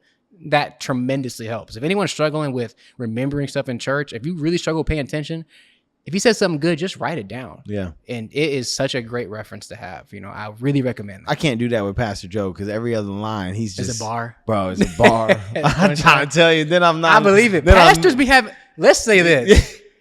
They say rappers got bars, artists got bars, but pastors have bars. They have bars, gems, like bro, they be dropping. The one-liners just boom. Them Lil Wayne over and over. They be hitting them one-liners, man. I know. They get me every time. I know. But yeah, I was taking notes, man, you know, then I started like, I remember one day I had moved. So I was in San Diego still. I moved from San Diego to Memphis to live with my cousin. I was scrolling through TikTok one day and I saw a sermon clip randomly. It was actually Mike Todd. And I was like, I actually only stopped because he was fresh. I was like, this dude's fresh. Who is this? And I started listening. And I was like, oh, this guy's a pastor. And I was just listening. And I was like, oh, he was saying some good stuff. And I was like, all right, anyway, moved on. But then it kept popping up over and over. And you know, TikTok, they'll give you the same video over and over and over. I know. And so I started listening to sermon clips over and over. And it started taking a toll. I started really like, I think it was taking a toll on me. It was starting to get me. And I remember specifically one day in my room, I was by myself in the house. And I had this song come on TikTok that was, Lord, I need you to wrap your arms around me and tell me everything's going to be all right. Yeah. Because I had never got over my brother. And I think I never got a chance to mourn any of them because it kept happening back to back. And so when that song came on, I put my phone down and it busted into tears. And that song replayed over and over for about at least an hour. And I was on my floor in tears. I just kept saying, God, I need you to wrap your arms. God, please, I need you to wrap your arms around me because I'm lost. And ever since then, I started seeing slight changes. Like I wasn't changing everything, but I was acting a little different in certain ways. Yeah. And it started with a sermon clip, which brings me to, but it all started with a sermon clip, which is where it all, my whole business came from. Yeah. And, it really, and that's why I have a lot of respect for Mike Todd. I know he gets a lot of controversy, but for me and my story, he is a huge part of played a huge role why I decided to really get into it. And he's part of what influenced me to do what I'm even doing right now. Yeah. But so I would say that song. The song took me out. It's the song because a lot of stuffy Christians like Catholics. Jack's a Catholic. I'm just teasing everybody. Okay. Don't get offended. All right. I don't need no more 1-star reviews on Google. They'll cancel you quick. You know how they are nowadays. But for real though, a lot of stuffy Christians, and I'm unfamiliar, and I know that there's certain denominations that say, oh, that's not proper or whatever, and then there's some that are okay with it. But the ones that say that worship music is not proper, I can't get down with it because it's so powerful, man. It's undeniable. Like I just see it melt people, melt people, and it's just. I think music. Well, Jack is actually a huge fan of music, but he got me thinking about this. But music is just so powerful. Yeah, it's so powerful. It moves your spirit for better or for worse. See, I'm actually like I understand why some of those stuffy denominations or whatever say that. Getting too high production in their music is bad, but it's only because music is so powerful that it can be used against you. Yep. It can lead you to embrace certain ideologies or to use certain language and stuff, and you do it thoughtlessly, so it almost brainwashes you. Yeah. But worship music is so powerful. It breaks you down, and it leads you, I think what I just heard from you is there's a song that hits just right. And it was the catalyst of your complete surrender, of you saying, you know what, God, I can't handle this. I need you to help me right now. Mm-hmm. I need you to help me. And it was sermons can do it too, but more often than not, it's a song that breaks somebody down. Because it's the same when you go through a breakup. What breaks you down more than anything? You hear a song that reminds you of your ex. Always a song. You know what I mean? Like when my brother died, there was a song that would send me. The only time I ever cried was when I heard a song, And I just think the same thing happens for us when we're on the cusp of surrendering, because God shows up in those worship songs. I'm telling you, I don't know what it is about them. It's like, you out. Bro, they take you out. Take you to new levels. For agree. Me, it was Trusting God by Elevation Worship. It's a great song. But now I'm like, I got a lot of songs I like even more than that one. Yeah, me too. But when I first went, I was balling. I looked over. Grace is looking at me. I got snot running out my nose. So that's the song that got you. Oh, that's the song that got me. So is it okay? So that's the one. That's your song. That's the one that got me for real. That's the one that. That's why I went back to church. Yeah. Now I have the one that I like the most. I told you about it today at the shop. It's called More Like Jesus. You would tell me that. Oh, that's my jam right now. Yeah. But I like it so much that I hit up our worship leader who leads our worship nights here. And I told him, like, hey, put this on the list for the next for the next worship night, which I've never done before. Right. Yeah. So the song breaks you down. You started going back to church. Now the Jon that I know now, I don't think I've ever heard you curse. I don't curse. Yeah, I don't think I've ever heard you curse or So tell me about the transformation that happened after that day, after you broke down, because you said you started to change a little bit. Yeah, I obviously, again, I was still sleeping around. I didn't party anymore. I would drink, but at home. But I like to watch. That's almost games. Worse, honestly. Yeah, I would just drink beers at home, like watching the Lakers games. But like to me, it was a step because I wasn't out and about. Yeah. But anyway, but I was in Memphis when I was doing that, and I came back to St. Louis after Memphis, after all this song and all that stuff happened, and I was living here, and I did start partying again. Really? Like going out, I started partying again, but I was actively watching like sermon stuff, and so again, your crowd is a huge part of. I got around. I'm not gonna blame anybody, but like I put myself in the environment, and the environment took me. Yeah. You know what I mean? Like you put yourself in there, it'll take you whatever route it wants to take you. It'll take you. Especially when you get the alcohol involved, you lose control. Yeah. And so now I look back and understand that now. You know, I should have never did it, but it is what it is. I can't say I should have never did it because it's a part of who I am, and it taught me a lot. And yeah, I was partying and still hadn't worked. At this time, I still had not been working. Still not working. And then I started making like sermon clips for fun. Got it. And I gave my life to God shortly after that, all the way, like a few months, probably 3 months after that. Stop drinking. I literally one day called my mom and said, I am not going out. I am not drinking, and I am not cursing. I am stopping today. Yeah. I'm not going out. She was like, really? I was like, I'm not doing nothing. And she was like, okay. And I think for a week or two, I fully didn't do it. But then the beginning of December, I was like, done. And then since then, I haven't.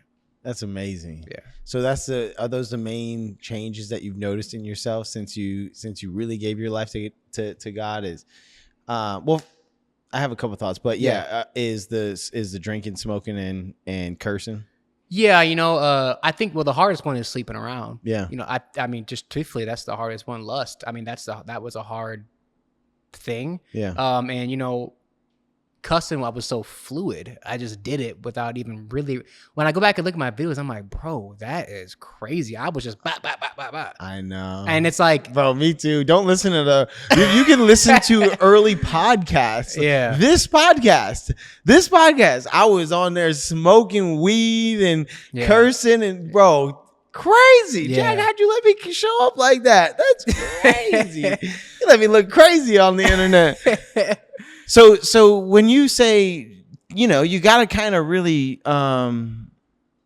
there's an earnest effort that needs to be constantly renewed every day when it comes to taming lust. Do you feel like you're doing that well? And what does that look like? Because I've actually shared a lot on that on here because that was a major change that I made. Like it's, really at the same time that I gave my life to Christ, I was moving out of my apartment with Grace. We'd been together for 3 years at the time, or maybe more. We became abstinent. And then I've talked on here in other episodes about one of the hardest parts of that behavior change was actually changing the way I was thinking about. Yeah. Like I had to have to recognize, like, thinking about Grace, my girl. Yeah. But we weren't married yet. Right. So I would resist the urge to even think about her that way. And that was a constant effort. I had to really work on that. And I can't imagine being single. Yeah. You gotta do that, but with everybody. Yeah. Can you relate to that? And how's that been going? Yeah, it's I can't say that I'm perfect because God made me as a man, and I have desires and things that it's just is what it is. But I feel like I'm doing it extremely well. I mean, I haven't slept with anybody. Amen. I haven't done anything. I haven't. Not even close. I think that's and I know that's kind of personal, but I pry because Because I believe wholeheartedly in the way that the Bible says we ought to approach relationship. Yeah. For real. Like, I think, and it's only through my own experience. I've been bad. I was not, and I think that's why sometimes God will show up in your life, tell you, hey, I'm real. I'm here. Mm-hmm. I was always here. And then let you stray away again, like exactly what you just described. Let you stray away, because when you come back, it's the very thing, I've heard this said by Ed Milet, it's the very thing that you think disqualifies you that actually qualifies you the most to share a story, to help somebody, to be a word of encouragement, or whatever it is, to give somebody hope. So just like you said a minute ago, I wouldn't say I wouldn't go back and do it. But if I were to give my younger self some advice on how to date and how to deal with women, it would be to date to find a wife. Date with intent. Date to find a wife. That's the only reason you date. Yeah. What are we doing here? Because dating is not even technically in the Bible. It's not even. There's no boyfriend and girlfriend. There's no boyfriend and girlfriend. You date to find a partner, and you ask yourself this question: could I see myself with this person for the rest of my life? Right. If the answer is a definitive no, move on. That's a sister in Christ. If the answer ever becomes a definitive yes, I could see it. Cool. Propose, get married, and work it out. Yeah. Like, that's the way that it's done in the Bible. And there's no premarital sex. There's no and that's how I would do it if I were to do it. And I believe that it's so good. And I believe that because as soon as Grace, we got it wrong for 3 years. Right. And then we got it right for a few months. And it just, I'm saying, worked a miracle in our relationship. Awesome. Like, it's crazy. And so now I would tell everybody that. And I know I pry with you because I want other young men to hear. Like, I got one of the young men that I like the most, which he probably knows who I'm talking about. But my favorite young man, probably besides Jack. Jack's great. Yeah, I love Jack. That's my guy. Well, I don't want to say it because he probably listens. But anyway, he's a young dude. Yeah. 20 years old. And he came to me shortly after Grace and I kind of went through that transition. It was rocky and it leveled out. And he was like, man, I've been thinking about becoming abstinent with my girlfriend too. Like, and I'm like, that's why I pry. Because I just want a young dude to hear it. Right. Because I know it's good for you. I know it's good for you. I know, it's so easy to look at those girls on Instagram and TikTok. Yeah. It's so easy. In today's world, it is like, bro, I feel for the youth. It bombards you. It's worse than when we were young. Yeah, it's because a million times worse. I don't know about you. I didn't have a phone in school. Million times worse. I didn't have a phone. And so now I open up Instagram, nudity. You TikTok, cannot escape it. Nothing you can do. You cannot escape it. And even when you do escape, you walk around, girls are naked. And now see-through clothes are a thing. It's like you're surrounded by nudity. It's like, the kids, it hurts my heart because it's hard for me, let alone a kid. Yeah. Well, I want the men out there, the young men especially, to know it's a worthwhile pursuit. It is a worthwhile pursuit to just try. Just try. And the thing is, you can't be upset if you fail. Yeah, one of these days you're gonna look up and you're gonna be looking right at a girl's boobies. It's gonna happen. And you're gonna be like, man, you're going to. I can't look away. You're going to fail. It's going to happen. But after that, you say, God, I repent. Okay. And you just keep it pushing and you keep trying. But also, I think the bigger target is actually abstinence. That's the bigger target. Because, man, the whole concept of like what marriage says about sex. Your souls combining, your two souls become one, two bodies become one. Like you're like leaving like traces all over the place, pieces of you everywhere. Yeah. So I don't know. There's just something about it that when you, and then there's the thing that like God blesses a marriage that is, or a relationship that's approached in the way that he prescribes, like, and we got to want that. We got to want God's blessing. I want to please God. So anyway, that's why I pride is because I just, as a word of encouragement, and it's cool. I'm really pumped to hear that you're even working on that. Yeah. Because it truly has been really, really impactful in my life in the past year. Yeah. It's worth it to do. Okay. So you started going to church. Now what you do, because I recently, when I met you, I was my friend Rich introduced you. He was like, yo, yeah, he just has this page, this Instagram page or this TikTok page where he just clips up pastors' sermons and creates videos and just posts videos, which is amazing because that's what got you. Yeah. Was a video from a sermon so that somebody just made, probably not Mike Todd. It was some random. Somebody else made the video, put it out there. You happen to see it and it saves you. And now you do the same thing. Yeah. Right? Yep. Oh, man, that's crazy. So tell me about how you started that, how that's going. What's the page, by the way? Because the page is called Powerful, and it's spelled POWARFUL. And the reason behind it is because there's power in the videos that I'm putting out. There's meaning to them. It's a mental health kind of thing, but Jesus is also involved. Mm-hmm. And the slogan is, we are all at war. We're all battling something. And so the power in this video will help you with what you're battling. That's the whole meaning behind it. And the word war is highlighted. That way it stands out. Yeah. We're all at war because everyone is at, whether you don't have to be a Christian to relate to that. And that's why I made it. Yeah. And the videos I put out are powerful videos. That's the point. And so the page has how many followers right now? It's right under 300,000. Something like that. Oh, it's just a couple. It's right under 300,000. Just a couple thousand. My personal page has 300,000. Really? Yeah. Oh, my own TikTok. That's like 300 and something. Yo, you post about Omen yet? Yeah. I actually quit using it. Really? Yeah, I actually got rid of it. I didn't want it anymore. Yeah. I restarted. Yeah. That is man, that's amazing. So who's your favorite pastor to clip up? Mike Todd? Mike Todd.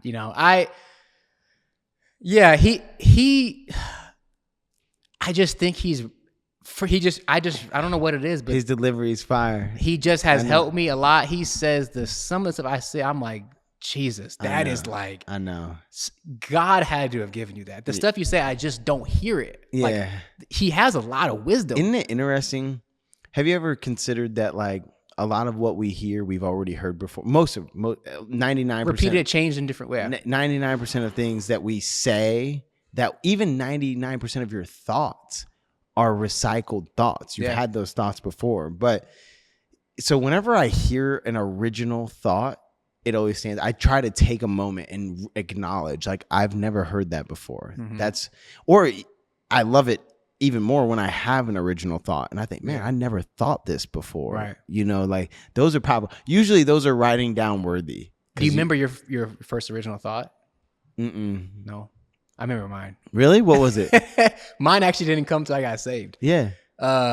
It's real quick, but it's essentially I was at home and original thought, original word, whatever you want to call it. But I was at home and my neighbor was getting on my nerves. He was like being real loud, banging and screaming. I was like, God, I can't. Like, I don't get it. Like, I can't watch TV. It's annoying, blah, blah, blah. And God had stopped me and said, like, I felt like God stopped me and said, go put your hand on the wall and pray on the wall. And I was like, what? I'm not praying. That's just ridiculous. I'm not doing that. And then he said, I'm telling you to do it. So I was like, okay. I stopped my show, put my hand on the wall and prayed. The man stopped screaming in that moment. I sat back down, whatever. Later on that night, the words came to me, you being inconvenienced is not more important than him being lost. So I was worried about being inconvenienced for my stupid TV show. Meanwhile, there's somebody lost who's angry, who's not at peace, clearly. And you're more worried about what you're watching than that lost soul. I know. And so that line has stuck with me ever since I heard that. Man. Yeah. You being inconvenienced. And we can relate to that to a lot of things in life. Bro, Pastor Joe, I just watched one of the sermons I tried to send Jack. I think it's private because I follow him. Yeah. But I'm not sure if this is in the one but he was like, every day you should remind yourself, like, or God will remind you that, or once in a while God will remind you that that woman that you cut off in traffic last night was a single mom that was late, that was coming home, from working all day, 12-hour day, going to pick up her child late from daycare so that they can get home and cook dinner and clean the house. And he's like that, like he kind of goes on a tangent of like, all these people that we think are so inconveniencing us, right, and that we attack. You don't know what they're going through. No clue. Yeah. It's important to remember that. That reminded me. That's a powerful though. Even get up. when God calls you, like it takes a lot of faith to get up. It was annoying. and I just was be annoyed. Like, turn on, really? Yeah, I was like, bro, I don't want to go do that. Like that guy, that ain't gonna do me. And he was like, that does have something to do with you though. You're supposed to save soul. Like you're supposed to be out here speaking the word, like putting my word out there. Amen. So you're gonna sit on the couch and watch YouTube when you see a lost soul right in front of you, and like you're inconvenienced. Oh, boo hoo. He's lost. Is what's more important. That has never left my mind ever since I heard it. It was clear the day I heard it. That's amazing. Sometimes people will be like, "What do you mean?" Somebody said that to me. Who said it to me? They were like, "What do you?" Because sometimes I'll say, "I just feel like this is where I'm called to be right now." Yeah. Like Omen is what I feel called to do right now. And he's like, "What do you mean you feel called to do? Like you just want to?" And I like looked at him like, right. Like, what are you talking about? You think I want to do this? Right. Do you know what my job was doing before this? Right. Like, oh man. But sometimes when you talk about like hearing a word from God or feeling pushed from God, to the non-believer, it just sounds crazy. Yeah. And then picturing you literally pausing the TV, getting up, putting your hand on the wall, praying, like that's amazing. That's amazing for me as a believer. But somebody else would hear that and be like, that's crazy. Yeah, it's a real thing. Yeah, it happened, man. Dang. All right, man. But cool, man. Okay, so what's next though? Like, what do you feel like God is calling you to do? Because you're in the shop. I see you. You started working with Jack, which I think is awesome. You really took to that very fast. Now I can see how when these opportunities popped up, you just took them. You just took them and ran because the opportunity popped up. You're like, yeah, I'm here. Yeah. Uh-huh. But yeah, what do you feel like you're here to do right now, or do you not know?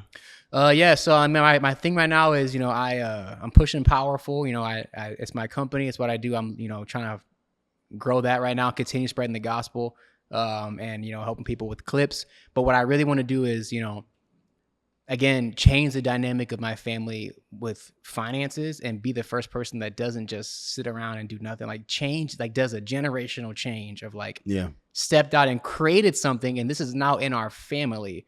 And like I've been saying, like my mom will work for me. She won't work for anybody else. She'll be with me. And eventually I'll retire her and she won't work, period. Yeah. I don't want her to have to answer to anybody else. I don't even like that. That's interesting. And so that's kind of where I'm at, is to change the dynamic. And then I also want to give other youth opportunities to learn I want to show them how to edit for free. Hey, you want to learn how to edit videos? I'll show you how I figured out how to do it, because I taught myself how to do it. Yeah, that's a skill that is not going to go away. And no matter how much, people don't like to hear this, AI is not as good.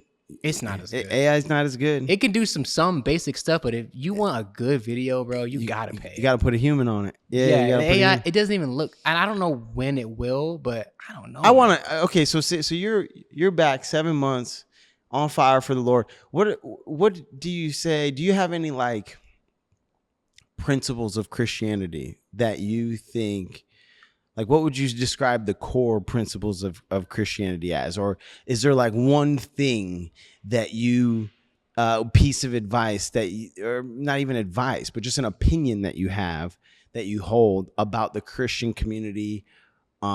Because I think ultimately what Christ is trying to do is save the world. Yeah. You know what I mean? He's trying to save as many souls as possible. I think that's the goal. It's pretty clear in scripture. And I'll just give you an example. Yeah. Like, for example, like it's very clear we're supposed to be spreading the gospel. You're not saved by works. You're saved by faith, but your faith inspires your works, right? Yeah. Like, so that's an opinion that I have that's very strong. Like, hey, I should, if you really believe what you say you believe, I should be able to tell. Yeah. You shouldn't have to tell me. Right. Okay. Like, I shouldn't be surprised to find out that you're a Christian. Like, man. So that's an opinion that I have. I'm curious if you have any of those, because especially when you're on fire, you're doing your best. And sometimes, like, at least for me, I'm doing my best, and I feel like I know God's blessing me for, and not necessarily for the obedience, but in that way, he's blessing me. He's blessing the path. He's blessing the obedience. Yeah. And I want that for my brothers and sisters in Christ too. So that's why I hold people accountable the way that I do. That's why I'm talking about, hey man, stop having sex with your, Yeah. all this stuff. So yeah, I was curious if you have any like strong, things that you wish you could, sort of insert into your brothers and sisters in Christ. Yeah, I mean, a big thing that's really stuck with me is like you don't deserve to hear the gospel twice if everybody hasn't heard it once. So like a big thing for me with Powerful is trying to get the gospel to everyone. That way it's an outlet for me at least. It's not me saying it, but it's me finding things that I think are good to give out to the world. And again, like they say, you don't deserve to hear it twice if everyone in the world has not heard it once. Yeah. And so I think that is 100% true. I'm hearing it twice and I'm saved, but this guy over here has never heard it. Like, and the word is such a beautiful thing that I want him to hear it once. Like, you know what I mean? And so, I love that. Yeah, I just want everybody to hear it once. So it's like, what could you do? What more can you do to make sure that everybody around you has heard the name Jesus? Has heard it. Because there's something about the name Jesus. Ooh. And so that's why I really, I want everybody to hear like the name. I don't know. I feel like when you just say Jesus, it's such a controversial name. It's just a controversial thing, period. It starts up arguments. People get offended I could just say Jesus, like, oh, blah, blah, blah, blah. Yeah. Or they'll bow down and start crying. It's like the craziest word. Yeah. It's the most powerful word in the world to me. Jesus is the start of arguments. It's the start of saving lives. It's just such a start of everything. It's the start of wars. It's such a power. So when they say like there's something about that name, I really believe that. Yeah. Like Jesus. So that's my thing, is to everyone to know Jesus. Amen. To hear it at least. Yeah. Well, dude, I'm really grateful that you took the time to come on the show and honestly and share your story. It's amazing. It's honestly amazing that you dealt with so much heartache and so much hardship in such a short amount of time and made it out. 'Cause I wouldn't have made it out. I already know me. You would have made it. No, I wouldn't. You don't think so? But I go hard. I feel you, man. I go hard, and I know you do too. Actually, probably. But man, thank you so much for sharing the story. And I'm definitely bringing you to church with me someday. Though I'm definitely bringing you to church. So powerful. So POWARFUL. Yep. Powerful, but with war in the middle. Instead of were. Correct. And guys, go follow his page and anything else though. Any last thoughts, man? I'm really grateful that you're a part of the Omen community specifically. I do want to say that. Thank you, man. Like, I know I haven't known you long, but you come in great energy. You say you're an introvert, but you show up in conversations when you're invited into them, and that's important. And then not only that, but like on several occasions, you've been like, dude, if there's anything I can do to help, to contribute. And the work you're doing with Jack is amazing. So I just want to say I'm really grateful that you're part of the community. I think you're a great addition. I look forward to you spreading the gospel around here, bro. I'm gonna turn this into a ministry. That's what it's gonna be. It's not gonna be a coffee shop anymore. It's just gonna be a ministry. It just looks like a coffee shop. You come in, we talk to you about Jesus. Totally, man. I totally agree. I would say the only thing I would say last before I leave is, anyone that's listening to this and you might need to hear, they might be going through stuff or damage, like God does his best work with damaged people. And don't feel like your damage is too much, because we look in the Bible at all the people that have been through stuff. I mean, Peter denied Jesus and he's one of the most powerful people in the Bible. So just don't think that your damage is too much for God. It's not possible. When he planted the sun, you think your damage is too much. It's not too much. Yeah. And your perspective changes the pain. Your perspective, how you look at the pain. Your perspective at the pain, the way you look at it, can change how the pain affects you, I feel like. Amen. So I would just say, change your perspective and deal with the pain the right way. If you change your perspective, you'll deal with it the right way, and your damage it's not too much for God. Amen. Yeah. Well, thank you guys. We'll talk to you next time.